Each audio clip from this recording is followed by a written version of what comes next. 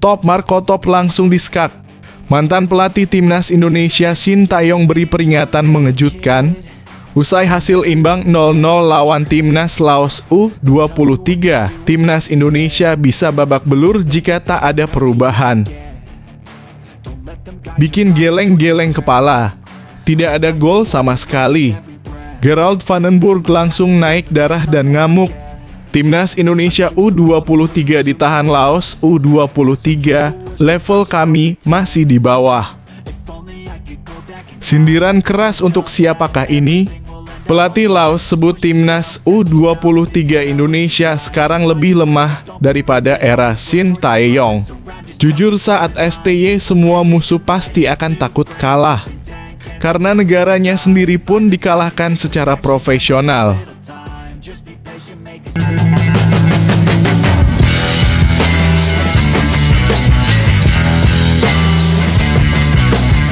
Sebelum kita lanjut ke berita terlengkapnya, alangkah mulianya bagi kalian untuk tekan tombol like dan yang belum subscribe, tolong subscribe channel ini. Top Marco Top langsung diskak.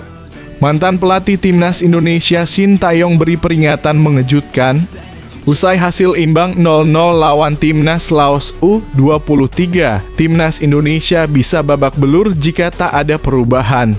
Hasil imbang tanpa gol antara timnas Indonesia U23 melawan Laos dalam pertandingan yang berlangsung tadi malam menjadi sorotan tajam dari mantan pelatih timnas Indonesia Shin Tae-yong. Dalam sebuah pernyataan yang langsung menyita perhatian publik, baik di dalam negeri maupun di kawasan Asia.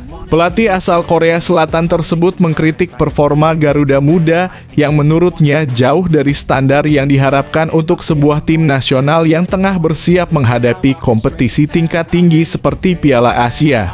Shin Tae-yong secara belak-belakan menyampaikan kekhawatirannya bahwa jika timnas Indonesia U23 masih kesulitan mengalahkan tim sekelas Laos, maka menghadapi negara-negara dengan level sepak bola yang jauh lebih tinggi akan menjadi sebuah bencana. Saat ini, lawan sekelas Laos saja tidak bisa kita kalahkan. Ini bukan sekadar masalah hasil, tapi soal kualitas permainan. Jika pola permainan tidak diperbaiki secara drastis, saya khawatir kita bisa babak belur ketika bertemu tim yang lebih kuat, ujar Shin Tae-yong dalam wawancara yang langsung menjadi viral di media sosial. Pernyataan tegas dari sosok yang pernah membawa timnas Indonesia ke beberapa pencapaian penting ini tentunya mengejutkan banyak pihak. Selama ini Shin Tae-yong dikenal sebagai pelatih yang cukup sabar dan penuh strategi. Namun kali ini ia tampak tak segan untuk memberikan kritik pedas sebagai bentuk kepedulian terhadap masa depan sepak bola Indonesia.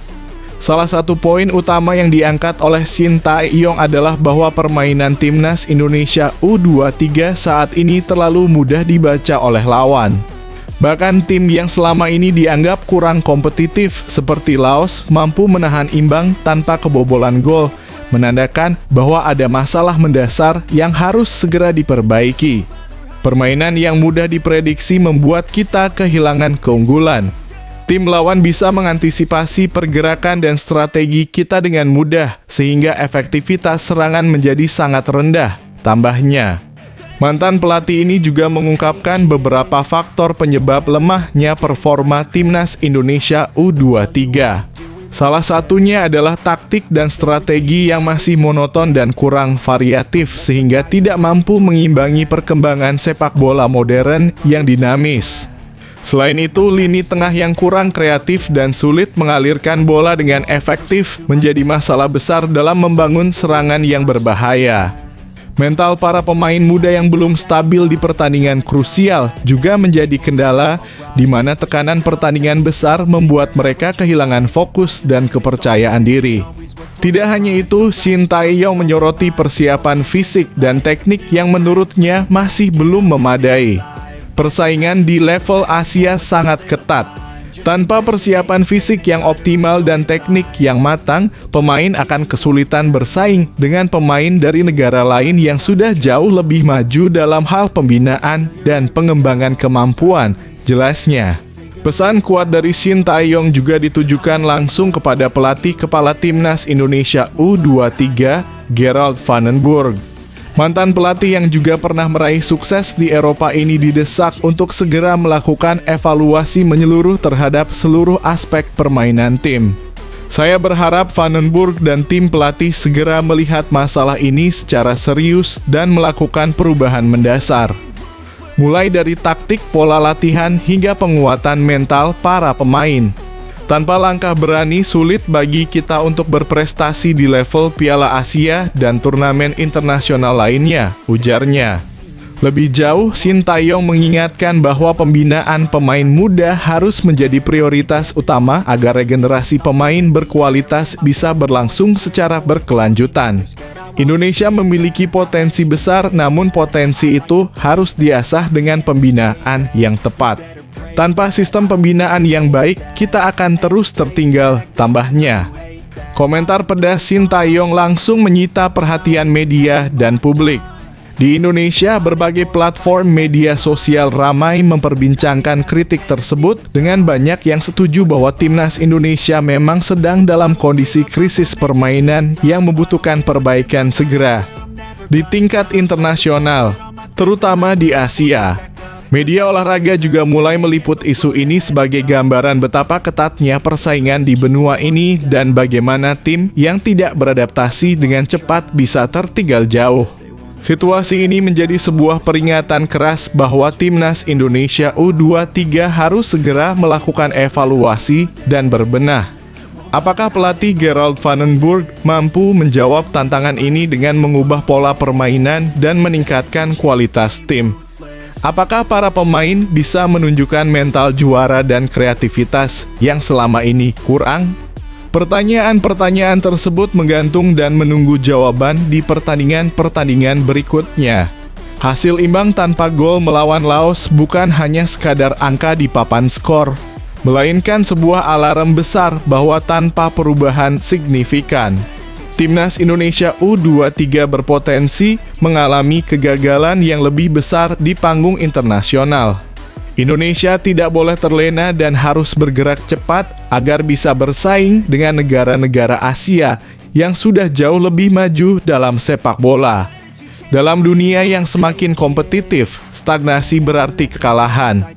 Waktu terus berjalan dan kini saatnya bagi seluruh elemen sepak bola Indonesia, mulai dari federasi, pelatih, hingga para pemain untuk bersatu dan melakukan reformasi besar demi masa depan yang lebih cerah.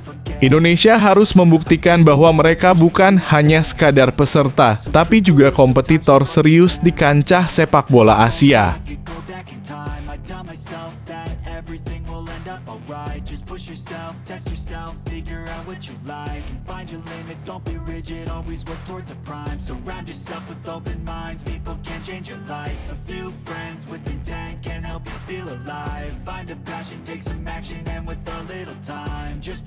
Make a statement, try to enjoy your life.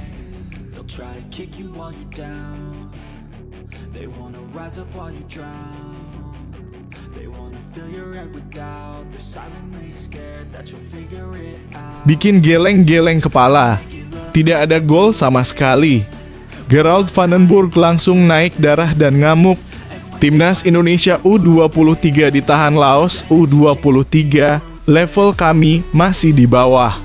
Gerald van den Burg kesal bukan main. Timnas Indonesia U23 ditahan Laos U23 dengan skor 0-0 di matchday pertama grup J kualifikasi Piala Asia U23 2026 yang dilangsungkan di Stadion Gelora Delta Sidoarjo, Jawa Timur, Rabu 3 September 2025 malam waktu Indonesia Barat.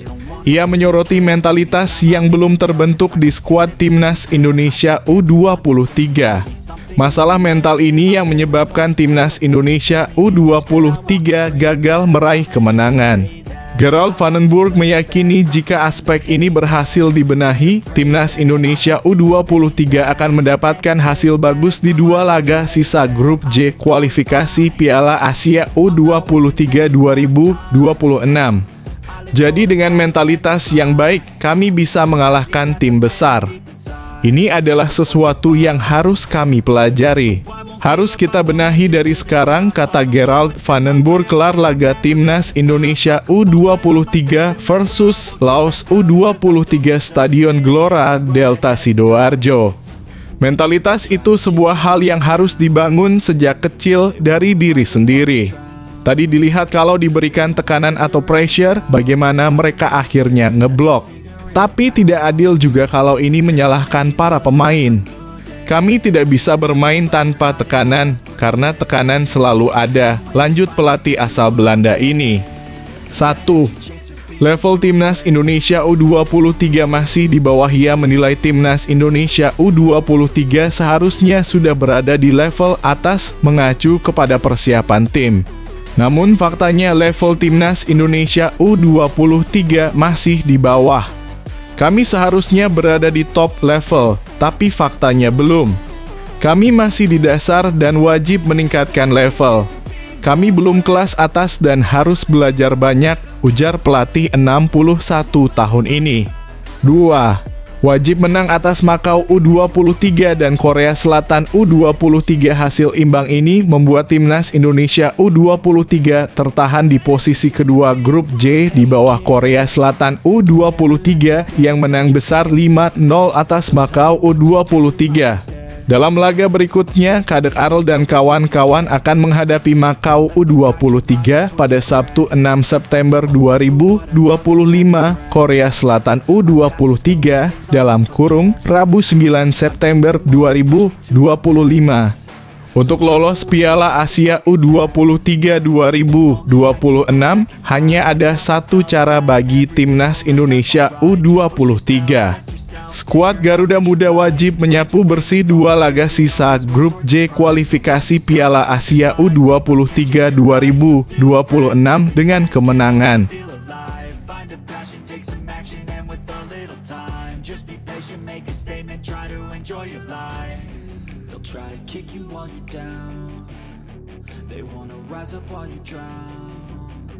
They wanna fill your head with doubt. They're silently scared that you'll figure it out. I'll make it look like I'm losing, won't bother hiding my bruises. And when they finally think you're wounded, then it's your chance to be ruthless. Sindiran keras untuk siapakah ini? Pelatih Laos sebut Timnas U23 Indonesia sekarang lebih lemah daripada era Shin Tae-yong. Jujur saat STY semua musuh pasti akan takut kalah. Karena negaranya sendiri pun dikalahkan secara profesional. Timnas U23 Indonesia harus puas bermain seri saat melawan Laos pada matchday pertama grup J kualifikasi Piala Asia U23 2026. Sekadar informasi, duel ini digelar di Stadion Gelora Delta Sidoarjo, Jawa Timur pada Rabu dalam kurung 3 September 2025. Sebelum laga digelar, Timnas U23 Indonesia tentu diprediksi memiliki peluang lebih banyak untuk meraih kemenangan ketimbang Laos. Terlebih lagi, tim asuhan Gerald Vandenburg tampil di hadapan supporter sendiri. Namun sayang, keuntungan yang ada tak bisa dimanfaatkan Timnas U23 Indonesia. Skuad Garuda Muda gagal mencetak gol dan harus puas bermain seri 0-0 melawan Laos. Setelah laga, komentar mengejutkan diungkapkan pelatih Laos, Ha Hyok-jun. Pelatih asal Korea Selatan itu terang-terangan menyebut Timnas U23 Indonesia saat ini lebih lemah daripada era Shin Tae-yong. Sekadar informasi, Shin Tae-yong sempat memimpin Timnas U23 Indonesia pada tahun 2024 silam. Kala itu Shin Tae-yong berhasil mengukir sejarah dengan membawa Timnas U23 Indonesia tak hanya lolos ke Piala Asia tetapi juga berhasil menembus semifinal. Saya selalu berpikir Indonesia memang seperti ini, tapi hari ini mereka sedikit lebih lemah dibandingkan saat pelatih Shin Tae-yong masih di sana, kata Ha Hyok-jun. Lebih lanjut, Ha Hyok-jun memberikan penghargaan kepada anak asuhnya. Pelatih asal Korea Utara itu memuji para pemain yang mampu bertahan dari gempuran serangan timnas U23 Indonesia.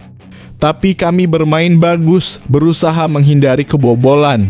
Para pemain bermain sangat keras selama 95 hingga 98 menit untuk meraih 1 poin dari Indonesia di Surabaya meskipun pertandingannya sulit. Itulah mengapa kami mendapatkan hasil ini, ujarnya.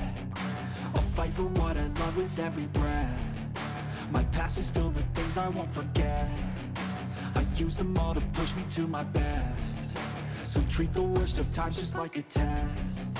If only I could go back in time, I'd tell myself that everything will end up alright. Just push yourself, test yourself, figure out what you like, and find your limits, don't be rigid, always work towards a prime. Surround yourself with open minds, people can change your life. A few friends with intent can help you feel alive. Find a passion, take some action, and with a little time, just be patient, make a statement, try to enjoy your life.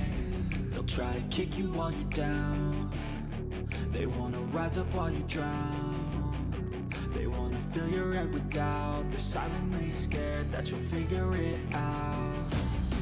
I'll make it look like I'm losing, won't bother hiding my bruises. And when they finally think you're wounded, then it's your chance to be ruthless.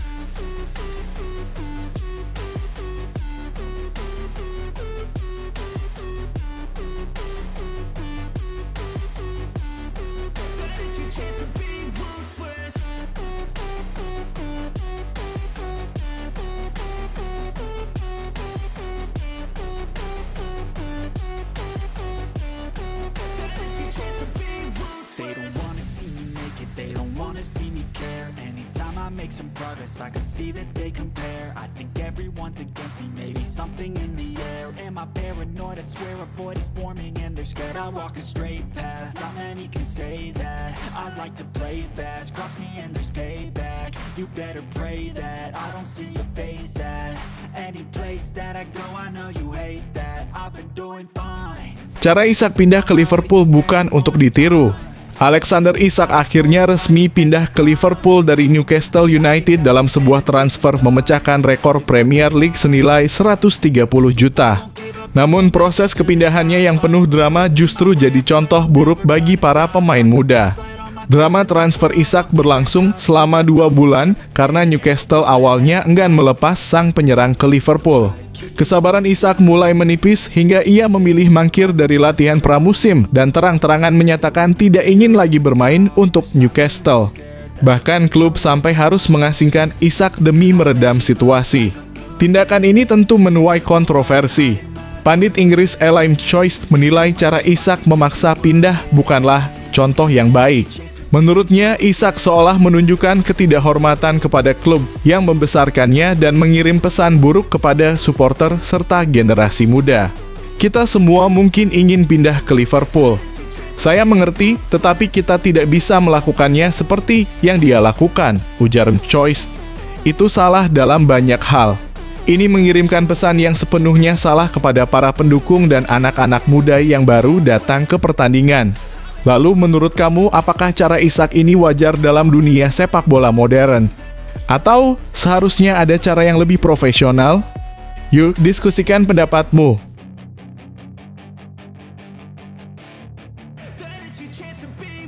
Hey kid, don't ever let them get inside your head. They'll tell you what to do in life instead of everything you know that you could get. Don't let them guide your life towards regret. I'll fight for what I love with every breath. My past is filled with things I won't forget. I use them all to push me to my best. So treat the worst of times just like a test. If only I could go back. Resmi, Ilkay Gundogan tinggalkan Manchester City lagi, gabung Galatasaray. Manchester City akhirnya resmi mengumumkan kepergian Ilkay Gundogan ke klub Turki Galatasaray. Setelah negosiasi beberapa pekan, gelandang 34 tahun ini resmi bergabung dengan klub masa kecilnya dan menandatangani kontrak hingga musim panas 2027. Ini adalah kali kedua Gundogan meninggalkan Etihad setelah sebelumnya kembali dari Barcelona pada 2024. Dalam perpisahan yang mengharukan, Gundogan mengenang momen gemilangnya bersama Man City, termasuk musim treble dan kemenangan Liga Champions yang bersejarah di Istanbul. Sebagai salah satu gelandang paling berpengaruh dalam sejarah The Citizens, Gundogan membawa 5 gelar Liga Premier Inggris, 1 Liga Champions, dan sejumlah piala domestik. Kepemimpinan dan visi permainannya sangat krusial di era Guardiola. Kini ia kembali ke rumah dan siap berjuang di Istanbul, bahkan akan berlaga melawan mantan klubnya di Liga Champions 2026 nanti, sebuah kisah yang penuh ironi dan emosi. Menurut kamu bagaimana dampak kepergian Gundogan bagi Man City? Apakah Galatasaray mendapat keuntungan besar? Yuk bagikan pendapat kamu di kolom komentar.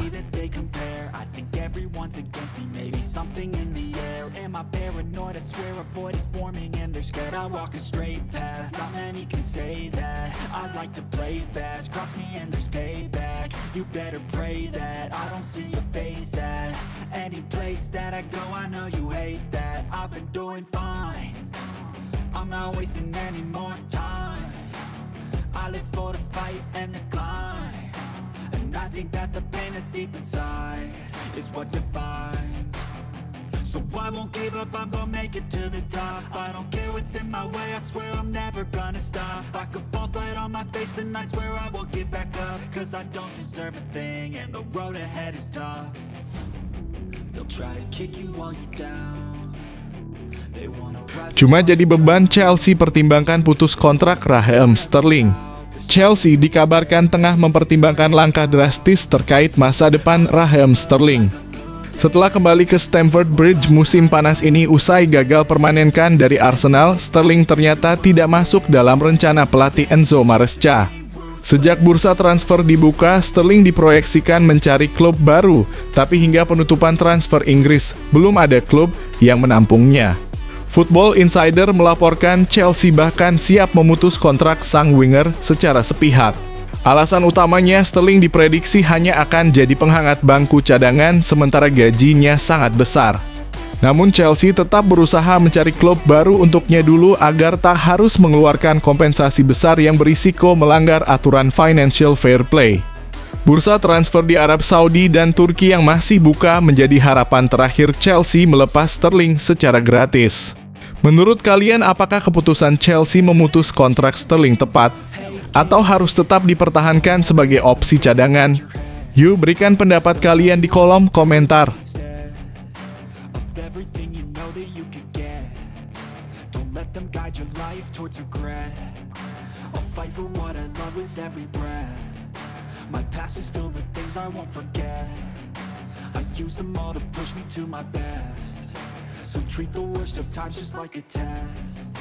If only I could go back in time, I'd tell myself that everything will end up alright. Just push yourself, test yourself, figure out what you like, and find your limits, don't be rigid, always work towards a prime. Surround yourself with open minds, people can change your life. A few friends with intent can help you feel alive. Find a passion, take some action, and with a little time, just be patient, make a statement, try to enjoy your life. They'll try to kick you while you're down. They wanna rise up while you drown. They wanna fill your head with doubt. They're silently Senne Lammens ungkap alasan pilih Manchester United, aura klub ini luar biasa. Manchester United akhirnya resmi mendatangkan Senne Lammens pada deadline day. Kiper muda berusia 23 tahun ini memilih Old Trafford meski mendapat tawaran serius dari Aston Villa. Dalam wawancara perdananya, Lammens mengaku keputusan itu mudah karena aura dan sejarah besar MU yang membuatnya terpesona sejak kecil. Ini mimpi saya sejak kecil. Saat tahu United tertarik, rasanya seperti mimpi jadi nyata, katanya. Ia juga takjub dengan atmosfer Old Trafford yang menurutnya membawa pengalaman berbeda dan bisa dirasakan langsung saat memasuki stadion legendaris tersebut. Musim panas ini, Lammens akan bersaing dengan Andre Onana dan Altay Bayindir untuk posisi penjaga gawang utama. Meski masih muda, ia yakin bisa berkembang di bawah bimbingan staf pelatih MU dan siap menghadapi tantangan besar.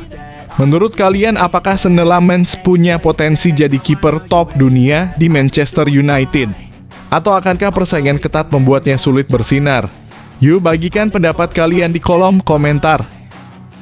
think that the pain that's deep inside is what defines. So I won't give up, I'm gonna make it to the top. I don't care what's in my way, I swear I'm never gonna stop. I could fall flat on my face and I swear I will get back up. Cause I don't deserve a thing and the road ahead is tough. They'll try to kick you while you're down. They wanna rise up while you drown. They wanna fill your head with doubt. They're silently scared that you'll figure it out. I'll make it look like I'm losing, won't bother hiding my bruises. And when they finally think you're wounded, then it's your chance to be ruthless.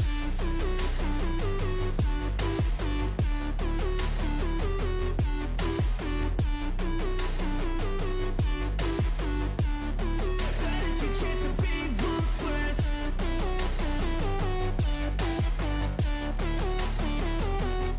Pelan tapi pasti, bek Liverpool selangkah lebih dekat ke Real Madrid. Meski bursa transfer telah ditutup, Real Madrid belum berhenti membidik target untuk musim depan. Salah satu nama yang terus dikaitkan adalah Ibrahima Konate, bek tangguh milik Liverpool. Konate sempat masuk radar Los Blancos musim panas lalu, namun transfer urung terjadi. Kini peluang terbuka kembali karena kontraknya di Liverpool akan habis pada akhir musim ini. Madrid melihat situasi ini sebagai kesempatan emas untuk mendatangkannya secara gratis. Sementara itu, Liverpool masih berusaha memperpanjang kontraknya, namun belum ada kata sepakat. Tanda-tanda kepergian Konate kian jelas, apalagi The Reds dikabarkan tengah membidik Mark Guehi dari Crystal Palace sebagai calon pengganti. Menurut laporan Defensa Central, langkah Liverpool ini bisa memperkuat indikasi bahwa mereka siap melepas Konate. Di sisi lain, Madrid disebut mempertimbangkan untuk bergerak lebih cepat, meski mereka juga terbuka menunggu hingga status bebas transfer. Bagi Real Madrid, Konate bisa jadi tambahan berharga untuk lini belakang pada 2026 nanti. Menurut kamu, apakah Konate cocok berseragam Los Blancos? Atau justru lebih baik bertahan di Liverpool? Tulis pendapatmu di kolom komentar.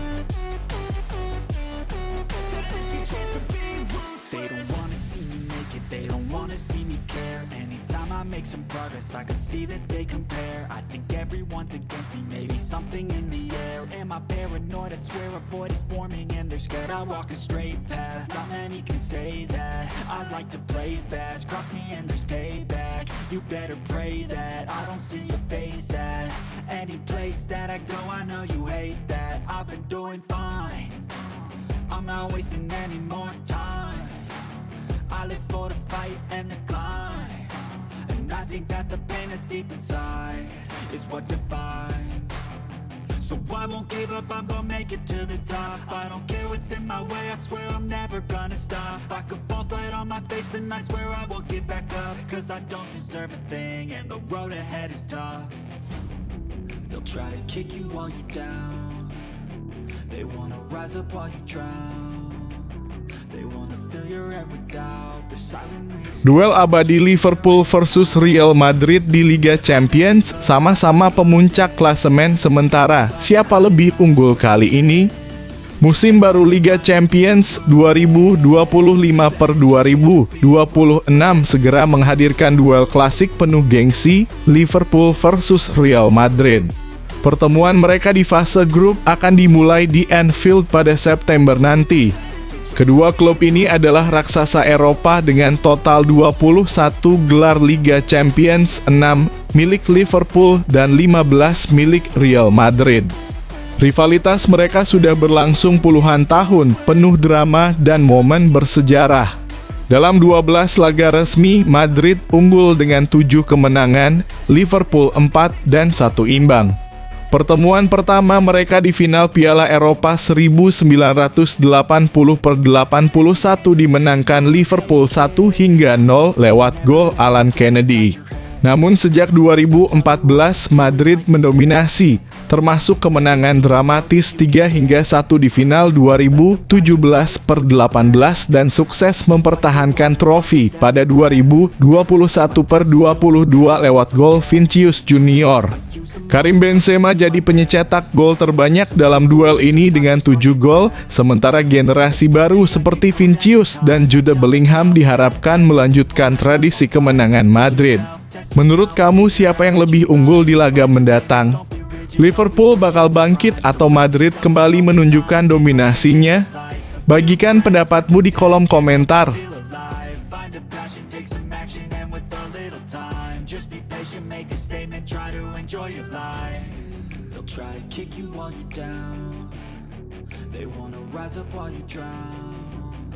They wanna fill your head with doubt. They're silently scared that you'll figure it out.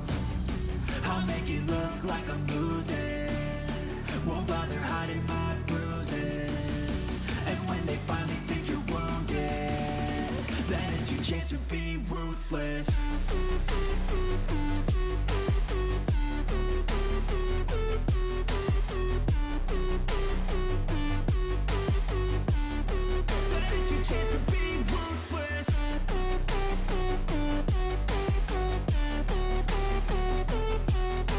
Ketika Xabi Alonso ditanya soal penalti kontroversial Barcelona, ini reaksinya yang bikin mengejutkan. Hasil imbang 1-1 antara Barcelona dan Rayo Vallecano di pekan ketiga La Liga kembali memunculkan kontroversi. Insiden penalti Lamine Yamal yang tak ditinjau VAR memicu perdebatan tajam soal kualitas wasit di Spanyol. Real Madrid pun merasa geram. Klub ibu kota itu menilai keputusan seperti ini mencederai persaingan liga. Mereka berkali-kali menyuarakan kekhawatiran atas inkonsistensi wasit dan kasus terbaru ini seolah memperkuat keresahan tersebut. Di tengah panasnya isu pelatih Real Madrid Xabi Alonso secara tak terduga ikut disorot. Saat sedang menyapa fans di Valdebebas, seorang reporter dari El Chiringuito TV melontarkan pertanyaan soal penalti kontroversial itu. Dengan senyum santai, Alonso hanya menjawab, "Saya tahu Anda akan menanyakan itu." Saat reporter mencoba mengejar komentar lebih lanjut, ia menolak, "Saya mau tanda tangan." Sikap diplomatis Alonso justru mencuri perhatian. Ia tak menambah panas suasana, tapi tetap menunjukkan bahwa ia memahami konteksnya. Bagaimana menurut kamu? Apakah sikap diam seperti Alonso adalah pilihan bijak? Atau justru Madrid perlu lebih vokal dalam menyuarakan keadilan? Yuk, tulis pendapatmu di kolom komentar.